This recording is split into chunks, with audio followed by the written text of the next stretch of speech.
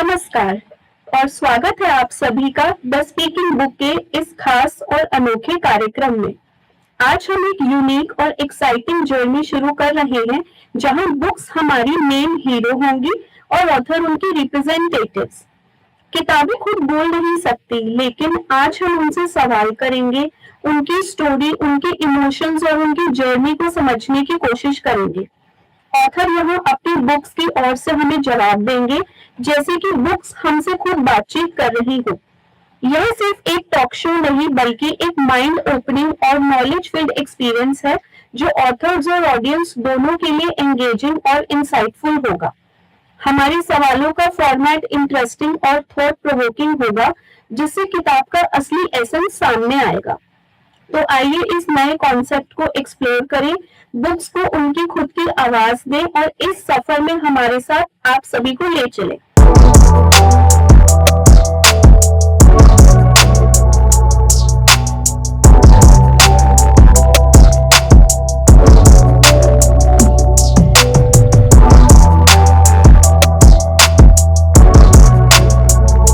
आज हम जिस एपिसोड को स्टार्ट करने वाले हैं, इस एपिसोड में हमारे साथ है ऑथर आलोक शर्मा, जो आज हमसे अपनी बुक के बिहाफ पे बात करेंगे।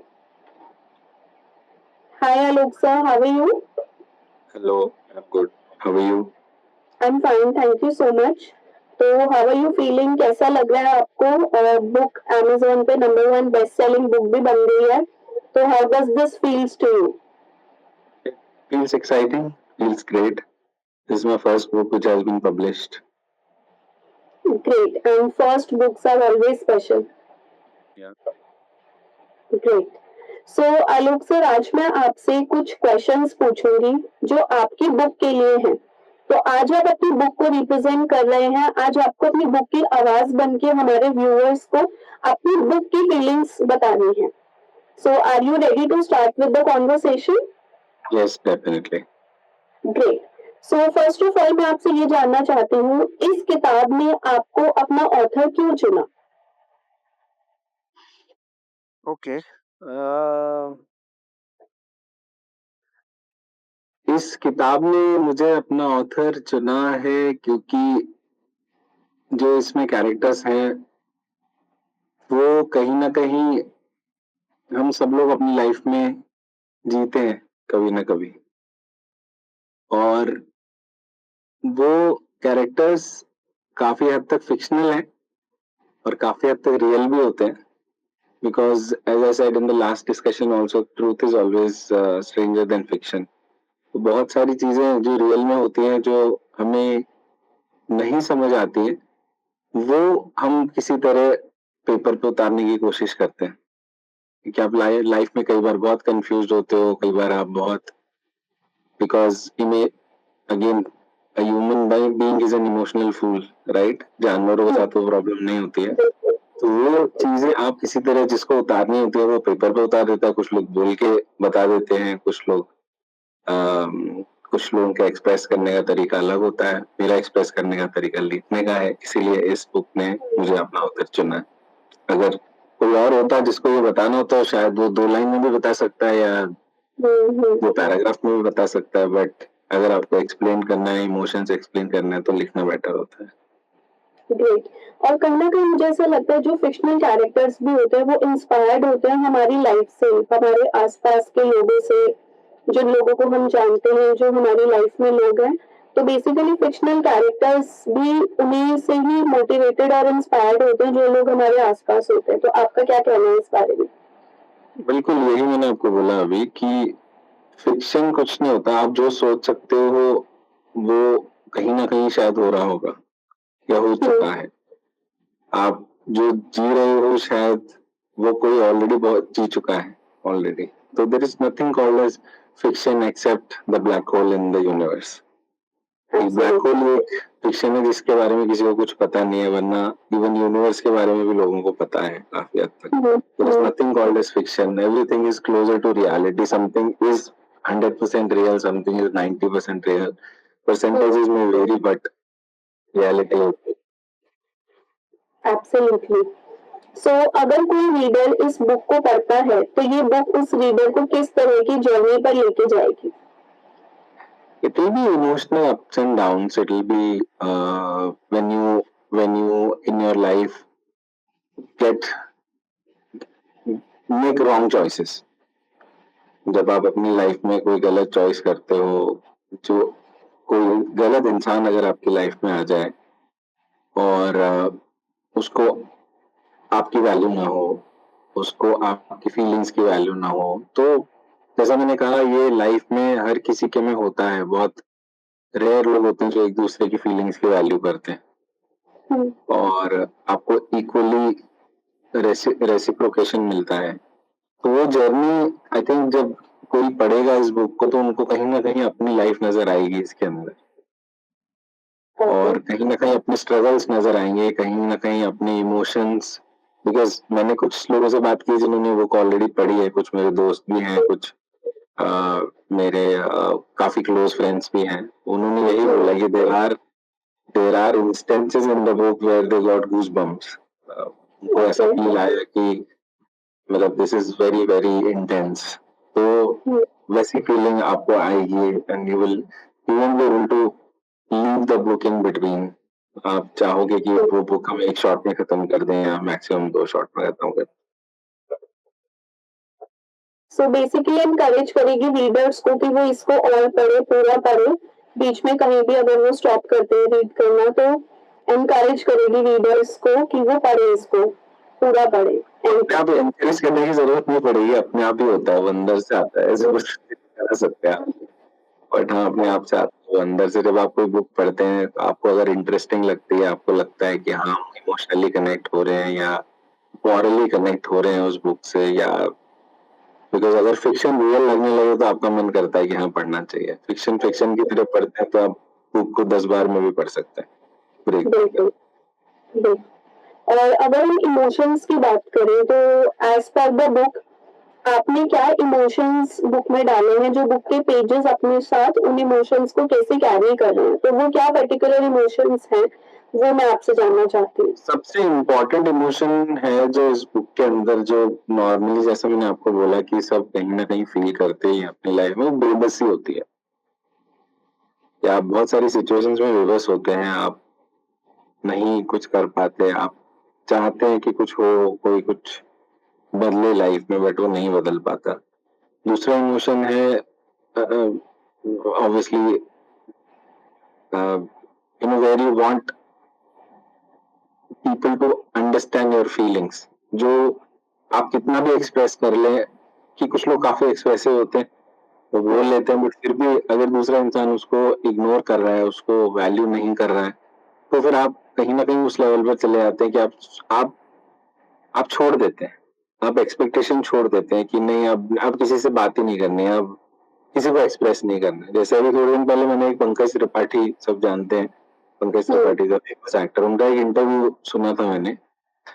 he was speaking at a conclave and he was like कि मैं पहले बहुत बात करता था, बहुत लोगों से बहुत चीजें बोलता था, लोगों को समझाने की कोशिश करता था अपना व्यू पॉइंट, लोगों को अपने इमोशन समझाने की कोशिश करता था, बट एक टाइम आया जब मुझे रियलाइज हुआ कि बोलकर कोई फायदा नहीं है। तो अब मैंने बोलना कम कर दिया, अब सिर्फ मैं सुन लेता हूँ। तो कहीं ना कहीं वो मोड़ आ जाता है लाइफ में जब आप सिर्फ सुनना शुरू कर देते हो, आप बोलते हो ही नहीं। अब वो कुछ लोगों की लाइफ में आ जाता है, वो समझ जाते हैं, जो इस बुक में जो कैरेक्टर है वो उसको हैंडल नहीं कर पाया, and then he lost his life because कुछ लोगों के वो इमोशंस आप नहीं दबा सकते एक लेवल के आगे। बिल्कुल। So wonderfully expressed, sir. तो now I would like to ask, जब ये बुक पब्लिश हुई, दुनिया के सामने आई, तो बुक को कैसा फील हुआ कि अब वो लाइव हो गई है?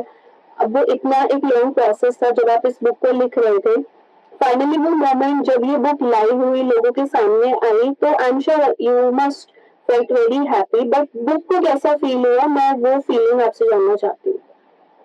बुक को ये फील हुआ कि लोग उसको, अब अगर आपके इस क्वेश्चन में इस बुक को मैं एक ह्यूमन बीइंग मानूं, for instance, if book is a human being, then everybody wants to be understood, read and understood, right? Yes. अगर मैं चाहता हूँ मेरे साथ कोई, if I love somebody or if I am friends with somebody or if I am in a relationship with somebody or whatever, then I would want them to read me easily. I would want them to understand me.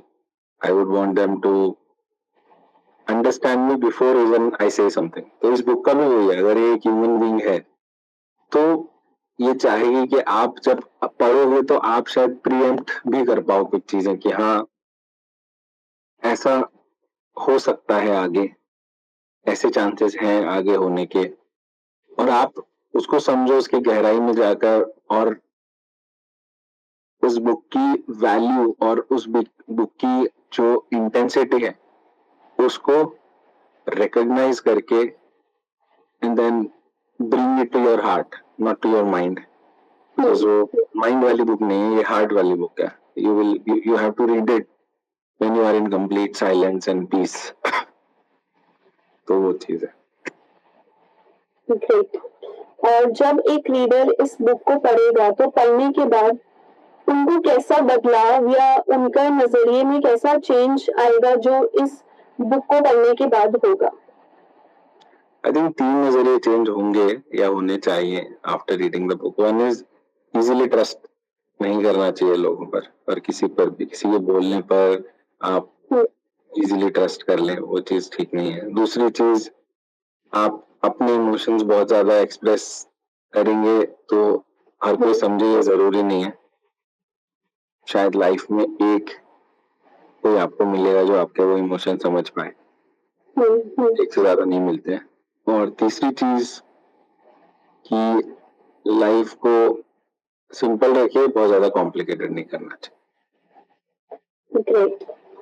सो जब book को कोई feedback मिलता है, I am sure बहुत सारे लोग, जैसा आपने बताया, बुक रीड करने के बाद आपसे बात कर रहे हैं, तो जब बुक के लिए कोई फीडबैक आता है तो बुक को कैसा फील होता है? बुक को अच्छा बुरा दोनों तरीके की फीलिंग आती है, बिकॉज कुछ लोगों के फीडबैक अच्छे नहीं भी होंगे, बिकॉज पीपल में फील कि ये तो बहुत ज्यादा फिक्शनल है, ऐसा नहीं होता लाइफ में, बट देन होता है, तुम्हें भी पता है होता है। तो बुरा तो फील होगा बुक को जब लोग कहेंगे कि नहीं रियलिटी नहीं है, बिकॉज ये बुक रियल है, काफी हद तक रियलिटी है इसके अंदर, the story at least is real, incidents may be a bit fictional, may be a bit fictional, but the story is real. तो वो चीज बुरा फील होगा। अच्छा जो होगा डेफिनेटली व्हेन पीपल से कि हाँ, जैसे मैं अभी अपने फ्रेंड से मैंने बात की थी तो उन्होंने बुक पढ़ी, उन्होंने बोला मेरी लाइफ में एग्जैक्टली इसी तरीके की एक स्टोरी हुई है, और I have been through that, I am still going through that, and so he shared a lot of these things with me, so he connected to the book। so जब book से के साथ कोई connect करता है तो अच्छा feel होता है। एब्सोल्युटली। सो हाँ, अगर वो बोल रहे हैं कि उनकी लाइफ में भी ऐसा कुछ हुआ है तो वो काफी हद तक इस बुक के साथ कनेक्टेड फील कर पाए होंगे, बहुत सारे इमोशंस को शेयर कर पाए होंगे, क्योंकि the more or less same instances happen in their life, right? So क्या ये बुक अपने रीडर्स के साथ जस्टिफिकेशन कर पा रही है? बुक को कैसा लग रहा है कि क्या वो जस्टिफाई कर पा रही है, कोई रीडर अगर उसको रीड कर रहा है तो? Depends who the reader is, पढ़ कौन रहा है उस पर डिपेंड करता है। अगर एक एक एक इंसान जो एक्सपीरियंस्ड है, उसने लाइफ में रिलेशनशिप जिए हैं, रिलेशनशिप्स कोई भी है और धोखा भी खाया है और मे भी दिया भी होगा, कुछ लोगों ने दिया भी होगा, तो वो लोग बहुत इजीली कनेक्ट कर लेंगे बुक से। और रिलेशनशिप की भी बहुत सारी वो होती है, कुछ लोग सिर्फ साथ होने को या घूमने फिरने को या उसको भी रिलेशनशिप कह लेते हैं, बट ऐसा जरूरी नहीं होता है, बिकॉज वो यंगस्टर्स के लिए होता है कि हाँ ठीक है, साथ में रहना घूमना फिरना वो रिलेशनशिप होती है या वैल्यू ऑफ रिलेशनशिप होती है। तो वो लोग शायद, उनको शायद रियलिज्म पता चलेगी कि एक्चुअल में क्या होती है, और जो लोग जी चुके हैं उनको ये पता चलेगा कि हमने क्या क्या गलतियां की हैं। तो दोनों के लिए है इसमें कुछ ना कुछ मैसेज। ओके। सो बुक को अपने सारे चैप्टर्स में से सबसे फेवरेट कौन सा चैप्टर लग रहा है जो बुक को सबसे ज्यादा पसंद है? बुक को सबसे अच्छा चैप्टर वो लग रहा है जिसमें, तो if you ask me then, जिसमें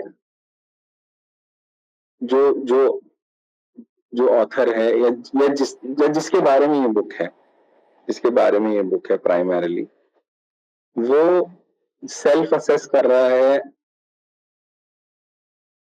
about himself and about the people around him.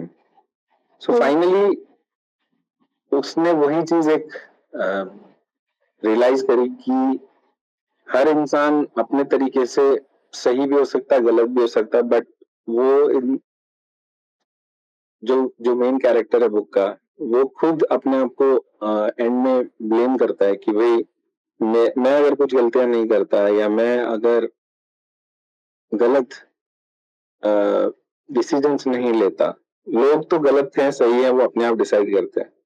आज मैं किसी को गलत बोल सकता हूँ बट वो इंसान नहीं शायद एक्सेप्ट करेगा कि मैं गलत हूँ। लोग सही गलत रहेंगे ही रहेंगे। आपका जो सेल्फ असेसमेंट है वो इम्पोर्टेंट है। तो आई थिंक वो चैप्टर जिसमें उसने सेल्फ असेसमेंट किया वो काफी आखिरी में आता है वो chapter. I think that is the favourite chapter of the book. Okay, और अगर इस बुक पे कोई फिल्म बने तो वो फिल्म कैसी होगी? वो बहुत ही I think and honestly I am in touch with a couple of people for this.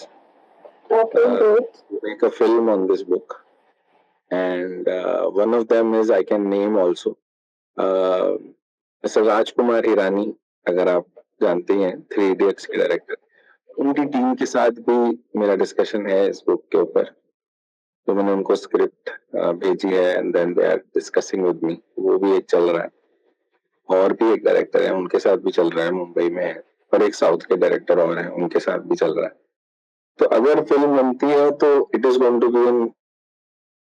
B an emotional ride, it is going to be something which will hit the audience and काफी realism से hit करेगी। It will not be an artificial connect, it will be a real connect, it will be something where you will be able to feel the real emotions of the character in the book. Reading is a different thing, seeing is a different thing.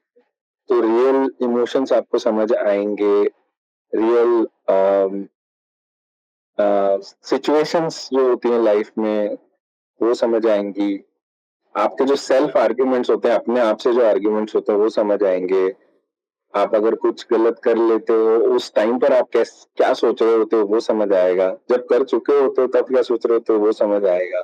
तो बहुत सी ऐसी चीजें जिसमें, और हर किसी के लिए होगा, somebody who is a 15-year-old and somebody who is a 50-year-old, right? They would want to watch that kind of a movie or a film or a series.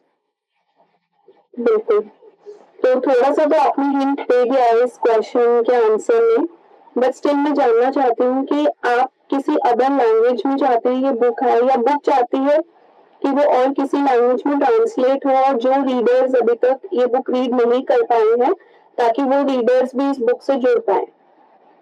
Hindi में डेफिनेटली होनी चाहिए, हिंदी में ट्रांसलेट होनी चाहिए, क्योंकि काफी सारी पॉपुलेशन हमारे इंडिया में हिंदी रीडिंग है, तो हिंदी में डेफिनेटली होनी चाहिए। एंड आई वुड वांट कि साउथ में भी, इंडिया के साउथ में भी जो तमिल और कन्नड़ लैंग्वेजेस हैं उसमें रिलीज कर सकते हैं, बिकॉज काफी लोग लोकल लैंग्वेज में पढ़ना पसंद करते हैं।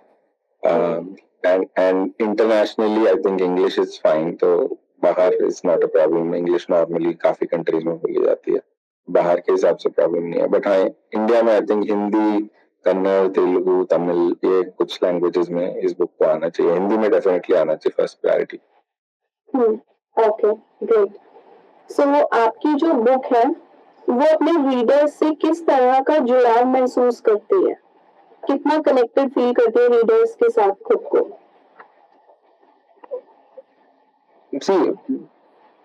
अगेन उस बुक को अगर मैं एक ह्यूमन बीइंग समझूं, जब उसको कोई पढ़े, जब उसको पढ़ेगा, तो जब आप एक इंसान को पढ़ते हो तो आपको उसकी लाइफ की कॉम्प्लिकेशंस, आपको उसकी बिहेवियर की complications, so this is more like a psychology thing, right? जब आप किसी को पढ़ते हो या कुछ कैरेक्टर्स को पढ़ते हो तो आप उनकी लाइफ के कॉम्प्लिकेशंस, लाइफ के इश्यूज, उनकी करंट चैलेंजेस, उनका मेंटल स्टेट, उनका इमोशनल स्टेट, उनका रोमांटिक स्टेट आप सब समझना चाहते हो। तो वही ये बुक भी एक्सपेक्ट करती है अपने रीडर्स से कि वो इस तरीके से इसको समझेंगे इस बुक को, और ऐसे रिकॉग्नाइज करेंगे फैक्ट्स को एंड रियलिटी को, जो कहीं ना कहीं उनकी लाइफ से भी कनेक्टेड होती है और होती है। और सबसे ज्यादा रिलेटेबल रीडर्स कौन है बुक के लिए? I would say सबसे ज्यादा relatable readers are people, if I go by the age, then 20 to 45 years of age, or 20 to 50 years. If I go by the gender, then all genders, male, female, right? If I go by the ethnicity, then doesn't matter. That's not a scale to measure the penetration of the emotions of the book. And I think people who have in life faced tough situations, they will easily tough personal situations, they would easily connect to the book. Okay. और book जो है वो अपने readers को कोई वादा करना चाहेगी तो वो क्या होगा? वादा ये है कि आप ये बुक पढ़ते समय काफी बार रोएंगे और काफी बार मजबूर महसूस करेंगे, काफी बार सेल्फ गिल्ट में भी जा सकते हैं, काफी बार खुश भी होंगे, और अच्छा लगेगा आपको वो बुक पढ़ के। आपको फीलिंग आएगी कि हाँ, कुछ अच्छा इमोशनल हमने पढ़ा है, जो कि नॉर्मली आजकल आता नहीं है। काफी प्रैक्टिकल चीजों पे टॉपिक्स आते हैं, काफी प्रैक्टिकल टॉपिक्स पे लिखा जा रहा है, but not a lot of that is emotional content. Okay. So अब मैं आपसे क्वेश्चन पूछना चाहती हूँ जो आपको मुझे 3 एस्पेक्ट्स में आंसर देने, 3 अलग-अलग व्यूज से। तो बुक अपने रीडर्स के नाम क्या मैसेज देना चाहेगी? पहली बार एक दोस्त बन के वो क्या मैसेज देना चाहेगी अपने रीडर्स को? एक दोस्त बन के यही मैसेज देना चाहेगी कि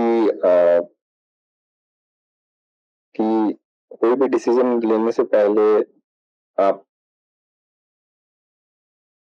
इंसान को पढ़ना सीखिए। अगर आपको इंसान को पढ़ना नहीं आता है तो आप लाइफ में बहुत स्ट्रगल करेंगे, डिसीजंस नहीं ले पाएंगे राइट। जो कि ये जो बुक है उसका जो मेन कैरेक्टर है उसका भी इशू था कि वो समझ नहीं पाता था लोगों को। तो I think for as a friend I think this is the message. और as a mentor, as a guru, वो क्या मैसेज देना चाहती है अपने रीडर्स को? As a mentor, don't take decisions in haste. जल्दबाजी में डिसीजंस ना लें, जल्दबाजी में कोई भी काम ना करें, जल्दबाजी में अपनी, क्योंकि लाइफ मिली है, क्रूशियल है, इम्पोर्टेंट है लाइफ आपके लिए भी, और जीने के लिए आए। तो as a mentor don't undermine the value of life, your life for anyone. और अगर वो एक प्रेरणा देनी चाहती हो अपने रीडर्स को तो वो प्रेरणा क्या होगी? प्रेरणा आप ये कह सकते हैं कि देखिए, it's a romantic emotional book. It's more of emotional, right? तो इमोशनल बुक से आपको क्या ही प्रेरणा मिलती है? इमोशनल बुक से आप सिर्फ ये सीखते हो कि कैसे आप कंट्रोल कर सकते हो अपने इमोशंस को, और कोशिश कर सकते हो कंट्रोल करने की अपने इमोशंस को, और सही जगह पर दिखाना जरूरी है, गलत जगह पर दिखाना जरूरी नहीं, क्योंकि वैल्यू नहीं होगा। वही चीज इम्पोर्टेंट है। और आपकी जो बुक है वो उसको सबसे ज्यादा हैप्पीनेस, सबसे ज्यादा खुशी कब मिलती है? जब कोई उसको खरीदता है, कोई उसे पढ़ता है, या कोई उससे प्रेरणा प्राप्त करता है? आई थिंक तीनों से। जब खरीदोगे नहीं तो पढ़ोगे नहीं, पढ़ोगे नहीं तो प्रेरणा भी नहीं मिलेगी। तो आई थिंक तीनों से इम्पोर्टेंट है। खरीदिए, पढ़िए, फिर ही आपको प्रेरणा भी मिलेगी, फिर ही आपको satisfaction भी मिलेगा that we have read something different than what is the trend nowadays. जो ट्रेंड में है उससे काफी हटकर है और realism पे है, तो इसलिए रियल बुक्स मेरा हमेशा से कॉन्सेप्ट रहा है. Even with the movies I feel कि जो थोड़ी रियलिज्म से कनेक्टेड होती है मूवीज, वो ज्यादा कनेक्ट करते हैं अपने ऑडियंस से, अपने व्यूअर्स से. बहुत फिक्शनल है तो इतनी इजीली कनेक्ट नहीं करते. बिल्कुल. तो आप इस प्रोग्राम के माध्यम से आप हमारी ऑडियंस को क्या मैसेज देना चाहेंगे अपनी बुक की तरफ से? एक ही मैसेज है कि आपकी लाइफ में खुश रहिए, और लाइफ में अगर कुछ चेंज लाना है और अगर आपको कुछ चेंज करना है, स्पेशली पीपल, अगर लोग आपको बदलने हैं अपनी लाइफ में, बिकॉज आपको किसी के साथ अच्छा लगता है, किसी के साथ खुशी मिलती है, किसी के साथ आप चाहते हैं कि आप अपनी जिंदगी बिताएं, तो बहुत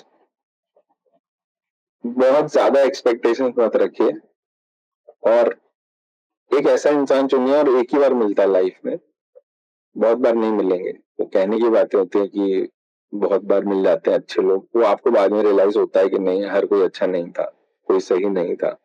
तो एक बार आपको कोई मिलेगा जब आपको ये फील होगा कि ये मुझे पूरी तरीके से समझता है. आपके अप्स एंड डाउन्स में समझना बहुत जरूरी है. जब आप खुश होते हो तो बहुत लोग आपको आसानी से समझ लेंगे और आपका साथ भी देंगे, आपके साथ एंजॉय भी कर लेंगे, बिकॉज खुशी में तो हर कोई पार्टनर हो जाता है.